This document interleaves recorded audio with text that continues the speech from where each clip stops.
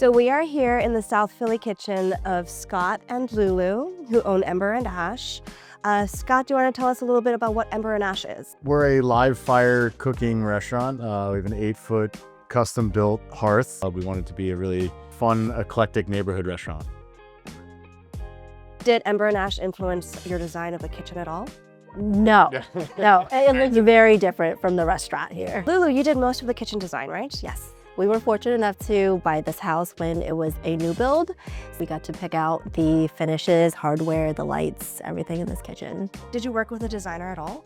No, we didn't. All Lulu. Oh, really? Lulu, what sort of look were you going for? What sort of design? Just open, bright, a little bit of glam, glitz. This is where we, start and end our days. So this is like the focal point of our lives here. We love to spend our time in the kitchen. What is the most expensive thing in this kitchen? Equipment-wise, yeah, I mean, the stove itself was a nice add-on. The pasta extruder from Argo Bologna is probably the next highest piece of equipment, like 1800 back in the day. That's a lot for a pasta maker. Do you make a lot of pasta here? What's really fun is now that we have a daughter who's 4 years old and is like, the kitchen stool, the kitchen helper like situation, she gets into like making little noodles by hand and stuff like that. What's the cheapest thing in your kitchen that you absolutely love? Mine's the microplane. You cannot replicate zesting citrus any other way, whether it's finishing on top of a salad or some carrots or something that you've seared on that cast iron. You're not going to get those same results without a microplane. So you have cookbooks in the nooks. I love that. Cookbooks on the counter. Yeah. Anywhere else? I've got a bunch of cookbooks at the restaurant. Okay. I'm not allowed to bring them all here.